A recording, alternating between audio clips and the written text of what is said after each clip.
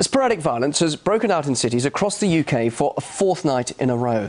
More than half a dozen violent hotspots have flared up over the past few days. Buildings were set ablaze and shops looted. Hundreds of people have been arrested and one man's been confirmed dead. Laura Emmett is in the British capital with the latest for us. We saw a lot of trouble in Birmingham last night, which we also had seen on the previous night. Manchester and Salford also flared up in quite a serious way, as did a variety of sort of small towns in the surrounding area. So this violence is now spread outwards from the capital into really improbable small towns all over the country. We're hearing reports that 3 people were killed in Birmingham when they were run over by a car that was just running amok, and that police are looking at launching a murder inquiry. The reason that it was so under control last night, we think, is because an additional 10,000 police, bringing the number of police to a total of 16,000, were working on the streets of London last night. They had permission to use rubber bullets if they had to. A supply of rubber bullets was available to them. We haven't heard any reports of that having to be actually deployed. We saw fires in other parts of the country, looting, police being attacked with rocks and with petrol bombs. So really this is something that is now nationwide. Parliament will come back and meet today. They're all coming back from their summer break to deal with this situation. But I have to say that a lot of people were very disappointed in David Cameron's statement yesterday. They were expecting him to come in here and say this is out of control, we have to do something concrete about it, and what we're going to do is this, this and this. In fact, he didn't say that. Parliament is coming back today. They're going to hold a debate, which a lot of people said, you know, we don't need a debate right now, what we need is actual action. But their government are not proposing to introduce any emergency legislation to deal with this situation. And I'm here this morning in Tottenham, where of course it all began. It all sparked off as a result of the shooting of a man called Mark Duggan. What the building you can see being demolished behind me was set on fire by looters on the first night of these troubles. And these communities in which the violence is taking place are hugely socially deprived. There's nothing for young people to do around here.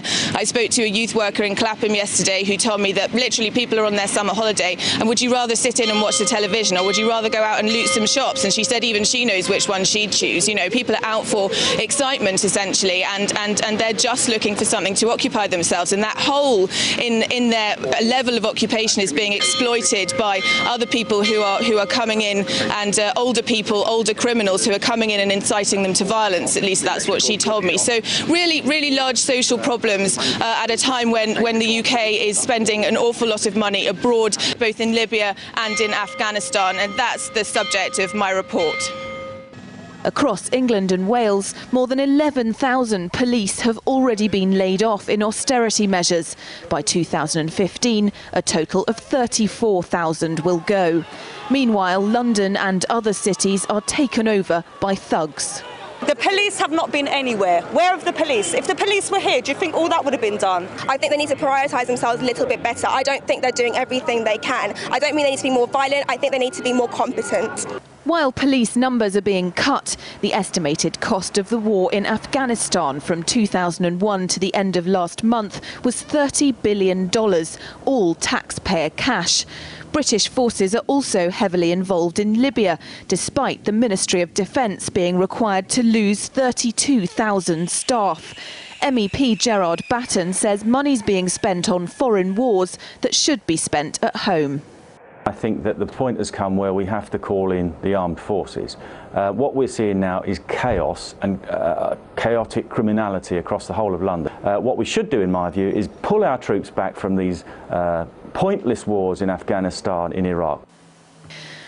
As money's spent on 2 wars in foreign lands, parts of London, Birmingham, Liverpool and Bristol are essentially ghettos, partly because of high immigration, but also because young people in these communities have no prospects. They're bored and disaffected, and as the cuts bite, that's not going to improve.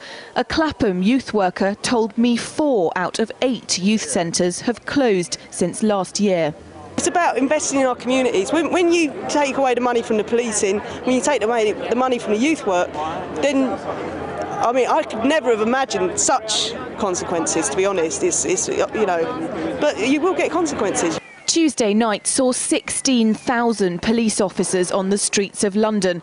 According to the Metropolitan Police, the force is being stretched more than ever before. And increasingly, Londoners are talking about taking matters into their own hands.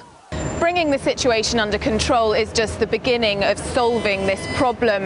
It's not just about cleaning up, it's about communities coming to terms with the fact that even at the current numbers, if violence is widespread enough, the police seem unable to retain control. The feeling of insecurity in these communities is likely to remain for some time, particularly if police keep disappearing from the beat. Laura Emmett, RT, Clapham, London.